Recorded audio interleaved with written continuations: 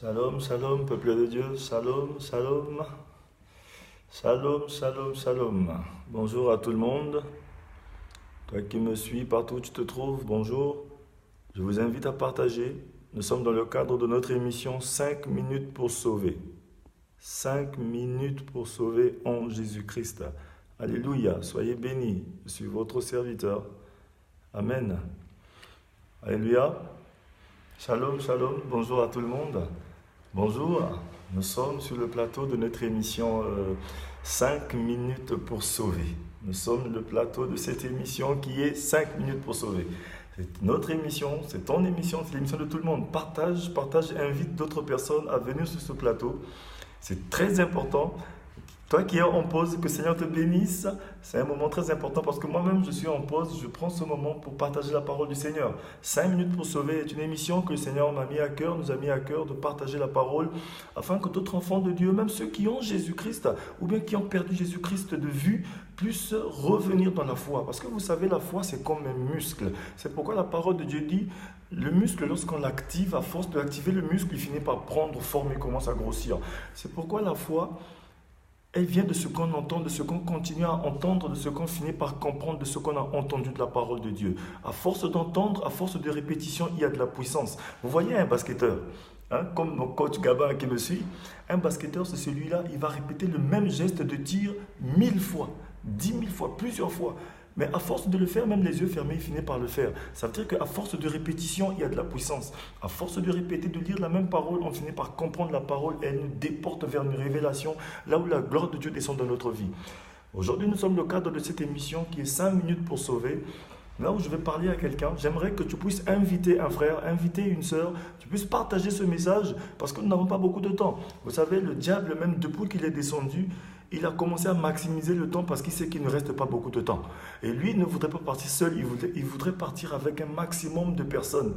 Donc c'est pourquoi aujourd'hui, lui et ses agents, ils travaillent d'arrache-pied pour qu'on puisse emmener un maximum d'enfants de Dieu à la perdition. Alléluia.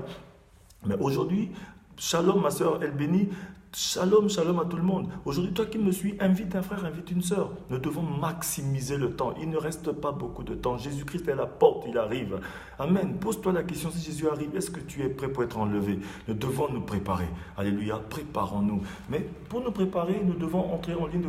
Il y a beaucoup de choses qui rentrent en ligne de compte. C'est pourquoi nous avons ces petits rappels. Le Seigneur a envoyé ses serviteurs ici-bas. Il a donné à l'Église 5 dons ministériels. C'est pour édifier le peuple, pour emmener le peuple à la perfection.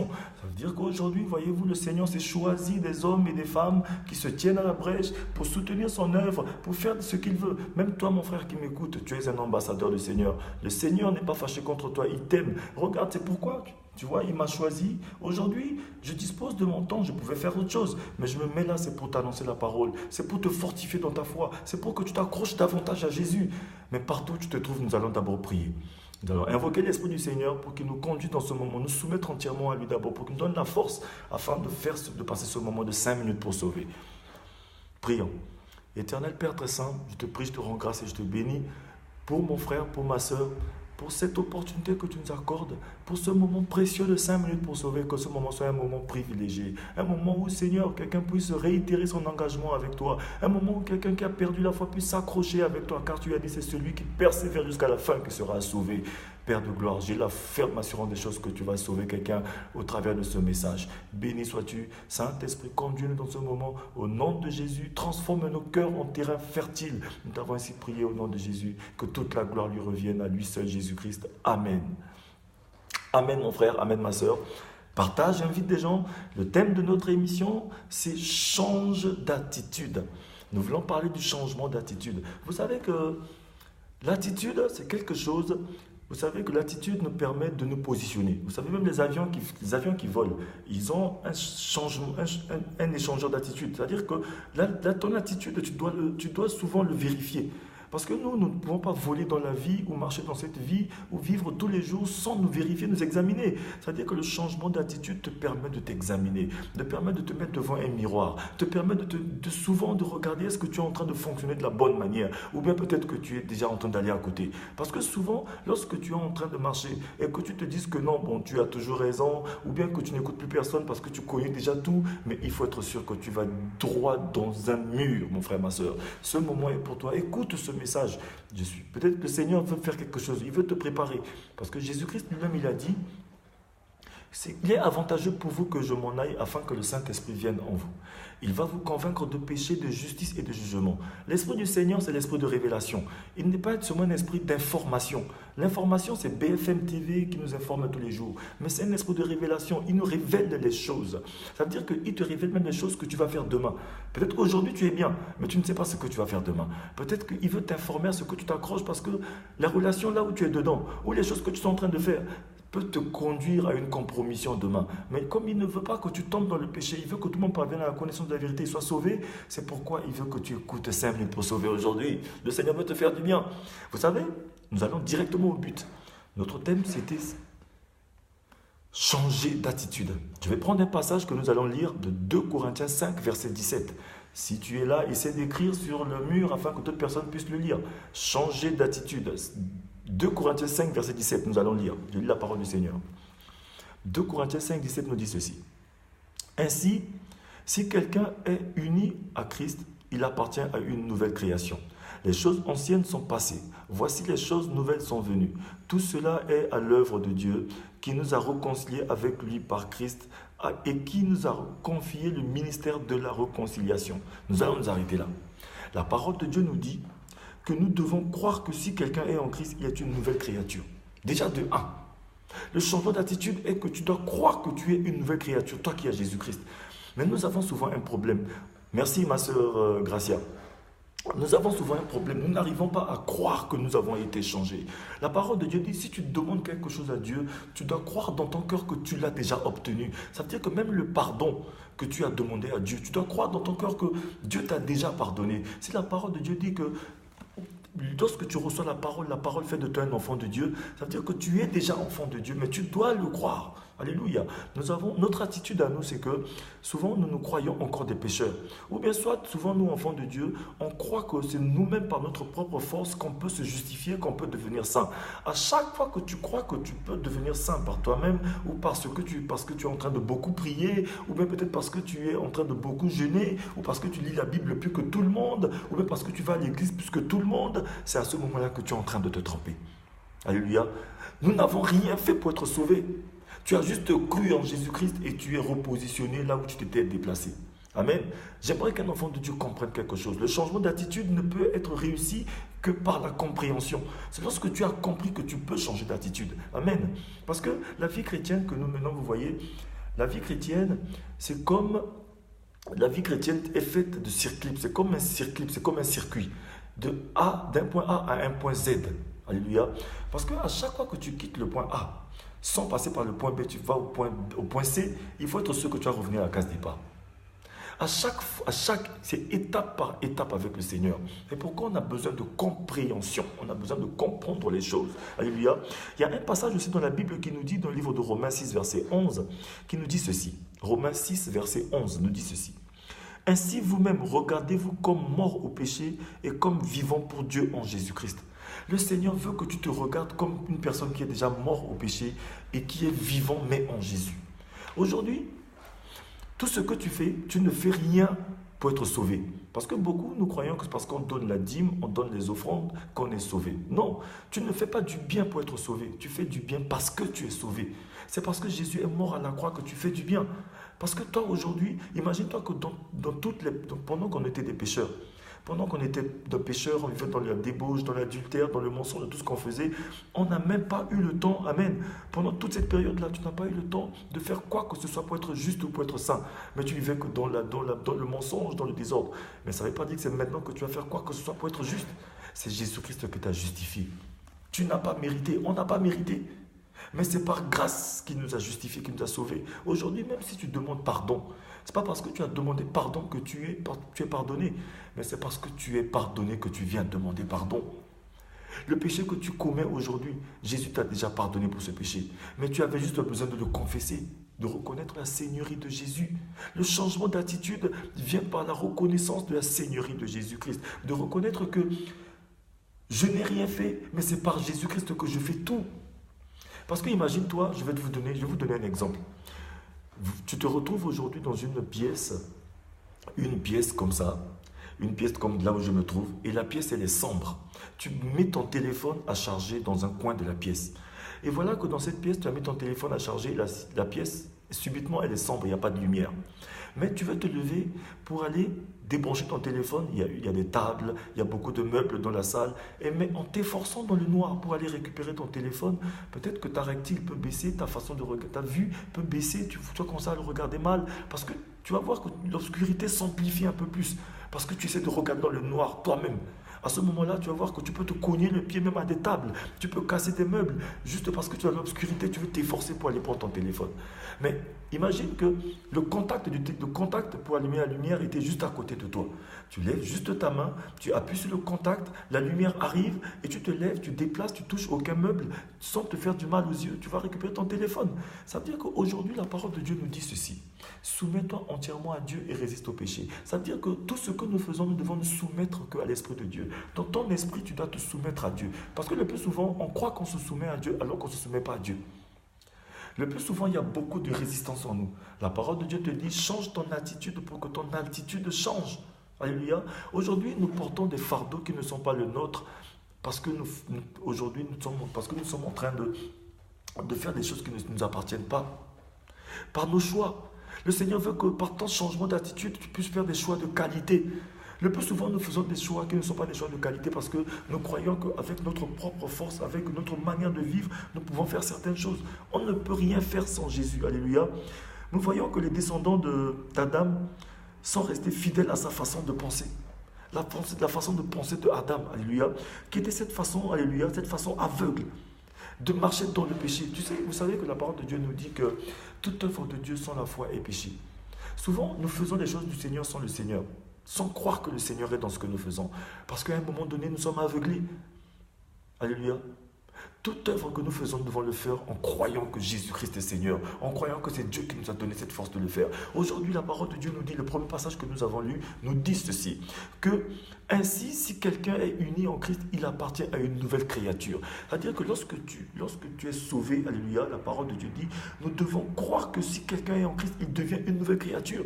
C'est-à-dire que si tu dis que tu es en Christ, si tu dis que Christ est avec toi, que Christ est dans ton bateau, si tu dis que tu es chrétien, mais tu dois croire aussi que tu es une nouvelle créature. Mais souvent, lorsqu'on se trouve dans une situation, on ne croit pas que Dieu t'a déjà pardonné. Souvent, nous prenons, non, je suis moi la pauvre pécheur. Moi là, je suis encore pauvre pécheur. Non, tu n'es pas pauvre pécheur. Jésus-Christ t'a déjà sauvé. Mais ce que Jésus-Christ veut, c'est que tu reconnaisses qu'il est Seigneur. Amen. Le changement d'attitude est quelque chose de très important. Le Seigneur veut que tu changes ton attitude, afin que ton altitude puisse changer. Si nous allons dans le livre qu'on appelle dans le livre de Matthieu, le Matthieu 5. Amen. Le Matthieu 5, je vais vous lire très rapidement Matthieu 5 à partir du verset 3 qui dit ceci. Heureux ceux qui reconnaissent spirituellement pauvres car le royaume des cieux leur appartient. Dit, heureux ceux qui pleurent car Dieu les consolera. Heureux ceux qui sont doux car Dieu leur donnera la terre en héritage. Heureux ceux qui ont faim et soif de justice car ils seront rassasiés. Heureux ceux qui témoignent de la bonté car Dieu sera bon pour eux. Heureux ceux dont le cœur est pur car ils verront Dieu. Vous savez, dans la Bible, dans le livre de Matthieu 5 à partir du verset 3, nous parle de béatitude. Les béatitudes, c'est les bonnes attitudes pour les enfants de Dieu de recevoir les choses de la part du Seigneur. Béatitude, c'est la bonne attitude là où tu dois te trouver dedans pour recevoir les choses de la part du Seigneur. C'est pourquoi la parole de Dieu dit, heureux ceux qui ont le cœur pur, car c'est ceux-là qui verront le Seigneur. Vous savez, le changement d'attitude commence par la pensée. Le changement d'attitude commence par le cœur. Ton attitude, tu dois commencer à contrôler ton attitude. Des fois, lorsque tu crois que tu es trop juste à tes propres yeux, à ce moment-là, tu commences déjà à te perdre. alors que tu n'as rien fait pour être juste. Tu es juste parce que le Seigneur t'a justifié. Le plus souvent, on croit que nous-mêmes, on est juste. Non, on n'est pas juste par nous-mêmes, on est juste parce que le Seigneur nous a justifiés, parce qu'on porte l'ADN du Seigneur. Amen. On n'a rien fait pour se justifier. Lorsque la parole de Dieu a dit que Abraham a cru et cela lui a été imputé à justice, cela ne veut pas dire que le jour que Abraham a cru et il a changé quoi que ce soit dans le plan de Dieu. Abraham n'a rien changé dans le plan de Dieu. Parce que lorsque tu mets ton enfant au monde, lorsque tu mets un enfant au monde et qu'on prend ton ADN, par exemple, et qu'on prend l'ADN de l'enfant, on retrouve ton ADN chez ton enfant parce que ton enfant est issu de toi. C'est-à-dire que nous, Dieu a dit, il nous a créés à son image. Nous sommes créés à l'image de Dieu, c'est-à-dire qu'en nous, nous avons l'ADN de Dieu. L'ADN de Dieu, c'est la bonté. L'ADN de Dieu, c'est la fidélité. L'ADN de Dieu, c'est la justice. Alléluia. L'ADN de Dieu, c'est la justice. C'est que aujourd'hui, en toi, même si tu es encore dans le péché, tu as l'ADN de Dieu en toi. La justice n'est pas hors de toi, elle est en toi. La bonté, elle est en toi aussi. La fidélité, elle est en toi. Parce que le jour que tu vas croire en Dieu, ce n'est pas ce jour-là que la justice est venue en toi. Mais la justice a toujours été en toi. Le problème qui se pose, c'est que nous, on croit qu'on est en train de s'efforcer pour devenir juste. On ne devient pas juste, on est juste. Amen. Ce que j'aimerais que les enfants de Dieu croient, c'est ça. On ne devient pas bon, mais on est bon. On ne devient pas fidèle, on est fidèle parce qu'on a de la fidélité en nous. On a la nature de Dieu en nous. Abraham a cru, cela lui a été imputé à justice parce qu'Abraham s'était déplacé. Il a juste cru pour revenir là où s'est déplacé. C'est comme toi aujourd'hui. Lorsque tu es dans le péché, ça prouve que tu t'es déplacé. Le Seigneur t'a mis quelque part là où tu étais assis, mais lorsque le péché te fait te déplacer. Mais lorsque tu reconnais que, aïe, j'étais pécheur, tu es juste revenu là où tu t'es déplacé. C'est comme cet enfant prodigue. L'enfant prodigue, lorsqu'il était dans le péché, il était dans qu'on appelle dans l'adultère, dans la débauche, il est en train de boire l'alcool, les femmes et tout. Mais le péché a fait que ses yeux, il était aveuglé. Il s'était déplacé de chez son père sans le savoir. Mais lorsqu'il était en train de manger le repas des pourceaux, le repas qui était destiné aux animaux, aux porcs, la saleté, il est en train de manger la saleté. Mais au moment où il était éclairé, il est entré en lui-même. La parole de Dieu nous dit, cet enfant prodigue est rentré en lui-même. Il a reconnu que non, ce n'était pas sa place. Il a compris qu'il s'était déplacé, sa place est chez son père. C'est pourquoi il a dit, même les mercenaires de chez mon père ne vivent pas de la manière là où je me trouve. Même les mercenaires de mon père ne manquent pas à manger. Et ce jour-là, il est entré en lui-même et il est reparti chez son père. C'était une forme de repentance. C'est-à-dire qu'il y a eu un changement d'attitude chez ce jeune homme-là. Ce jeune homme a reconnu ce jour que non, là où je me trouve, ce n'est pas ma place. Ma place, c'est chez mon père. Je me suis déplacé. Ça veut dire qu'aujourd'hui, le changement d'attitude doit te conduire à ce que tu reviennes en toi-même. Dans ta pensée, tu commences à revenir en toi, à regarder ta marche, à regarder en bas, regarder un peu là où tu es tombé pour ne plus jamais tomber de la manière là où tu es tombé. La reconnaissance, le changement d'attitude. Tu dois commencer à reconnaître ton Dieu, reconnaître ton Père, reconnaître l'ADN de Dieu qui est en toi. Amen. Tu n'es pas en train de demander pardon pour être pardonné. Tu demandes pardon parce que tu es déjà pardonné. La parole de Dieu va nous dire dans le livre de 1 Corinthiens 4, qu'on nous trouve fidèles, nous tous qui sommes les dispensateurs des mystères cachés de Dieu. Le Seigneur, tu es un dispensateur des mystères cachés de Dieu. C'est-à-dire que le dispensateur des mystères cachés de Dieu, ce n'est pas seulement moi qui suis en train de prêcher la parole. Ce n'est pas seulement le pasteur. Ce n'est pas seulement les hommes de Dieu qui prêchent la parole. Ce n'est pas seulement les sœurs qui chantent la chorale. Mais toi aussi, par ta manière de vivre, par ton changement d'attitude, tu deviens un dispensateur des mystères cachés de Dieu. Tu es un administrateur des mystères cachés de Dieu. Parce que lorsque tu vis bien, les gens autour de toi aussi vont vouloir vivre bien. Ils vont changer leur manière de vivre parce qu'ils veulent être comme toi. Imagine-toi, tu te trouves quelque part dans une société, dans une famille, dans une maison et que personne ne veut te ressembler. Mais c'est qu'il y a un problème. En tant qu'enfant de Dieu, aucun enfant même ne veut ressembler à toi. Mais au moins quelqu'un doit dire que non, je veux ressembler à cet homme-là. Je veux ressembler à cette femme-là. Non, je veux être comme ça. Mais personne ne veut ressembler à toi, c'est qu'il y a un problème. Personne ne ressemble à toi, c'est un problème. Alors que nous tous, nous devons ressembler au premier grand frère. Le premier grand frère, c'est Jésus, le premier-né de toute une génération. Le Seigneur veut qu'on puisse s'offrir à lui comme un sacrifice vivant, parce que Jésus-Christ est le premier et le seul sacrifié vivant. Nous devons être des sacrifiés comme Jésus, parce qu'il n'y a pas de sacrifié mort sur l'autel du Seigneur. Il n'y a que les sacrifiés vivants qui montent sur l'autel du Seigneur. À l'époque de l'Ancien Testament, on égorgeait les moutons pour qu'il y ait les sacrifiés morts. Mais maintenant, depuis que Jésus-Christ est le dernier sacrifié, il n'y a que les sacrifiés vivants qui montent sur l'autel du Seigneur. C'est pourquoi il veut que tu changes ton attitude, pour que ton attitude change, pour que tu t'offres à lui comme un sacrifice vivant. Pour que tu ressembles à Jésus-Christ, le premier-né de toute une génération, le premier grand frère. Pour que quelqu'un puisse te ressembler toi aussi. Regardez le livre de Romains, le 1 Corinthiens 4 nous dit ceci, que nous devons être fidèles comme des dispensateurs des mystères cachés de Jésus. Tu es un dispensateur des mystères cachés de Jésus. Le Seigneur nous dit encore ceci dans la parole, toujours dans le livre de 2 Corinthiens 5, verset 17 et verset 18 nous dit, tout cela est l'œuvre de Dieu qui nous a réconciliés avec lui par Christ et qui nous a confié le ministère de la réconciliation. Le Seigneur t'a donné le ministère de la réconciliation. Il a dit qu'il était avec Christ en train de nous réconcilier avec lui. C'est-à-dire que le Seigneur était avec Jésus-Christ en train de te réconcilier avec lui. Et il t'a donné le ministère de la réconciliation. Ça veut dire qu'en toi aussi tu as un ministère. De là où tu te trouves, ne dis pas que le ministre c'est seulement le pasteur, le prophète. Non, toi aussi tu as un ministère. Tu as le ministère de la réconciliation. Mais ce ministère de la réconciliation ne marche pas en toi parce que toi-même tu es éparpillé. La réconciliation doit commencer par toi-même. Tu dois commencer à te réconcilier avec toi-même d'abord. Parce que tu es divisé entre l'âme, l'esprit et le corps. Tu as besoin de te réconcilier avec toi-même, mon frère, ma soeur.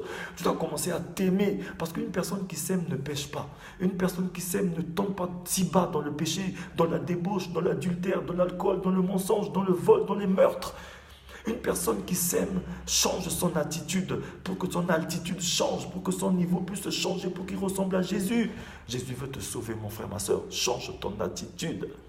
Tu dois commencer à t'aimer parce qu'il faut que tu t'aimes d'abord toi-même. Après, tu vas aimer ton frère. Parce que beaucoup de personnes disent que non, la parole de Dieu a dit il faut que j'aime mon frère comme moi-même afin que j'aime Dieu. Non, la parole de Dieu dit ça bien sûr, mais il faut regarder la parole de Dieu en profondeur. Quand la parole de Dieu te dit que tu dois aimer ton frère comme toi-même, ça veut dire que tu dois d'abord t'aimer toi-même.